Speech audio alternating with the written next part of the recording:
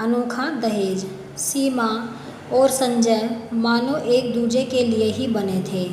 College में जन्मा प्रेम अब विवाह की दहलीज पर आ पहुंचा था। दोनों पक्ष धूमधाम से तैयारी में जुट गए। सीमा खुश तो थी, लेकिन एक दुख इस खुशी पर भारी था। उसके जाने के बाद पिता निपट अकेले रह जाएंगे। माँ तो उसके बचपन में ही स्वर्ग सिधार गई थी और कोई भाई बहन भी न थे। सीमा इकलौती संतान थी। अपने पिता से छिप छिप कर सीमा रो लेती थी ताकि उन्हें उसका दुख न दिखाई दे। आखिर शादी का दिन आ पहुंचा। बारात आ गई। स्वागत आदि रस्मों के बाद लगन की घड़ी आ गई।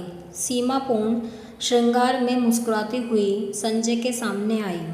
संजय ने एक भरपूर नज़र उसे देखा और उसका हाथ थामकर बजाय विवाह वेदी पर बैठने के उसके पिता के समक्ष जा पहुंचा। सब लोग चकित, पंडित जी हैरान और सीमा अवाक। संजय ने सीमा के पिता को प्रणाम कर कहा, मुझे दहेज चाहिए। चूँकि इस विषय पर अपनी बात ही नहीं हुई, इसलिए लगन से पहले ही सब कुछ तय हो जाना चाहिए। सीमा शर्म से जमीन में गड़ गई।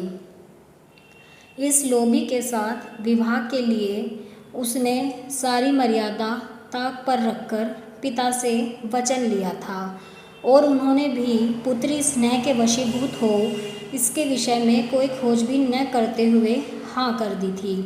हे भगवान, कितनी बड़ी भूल हो गई।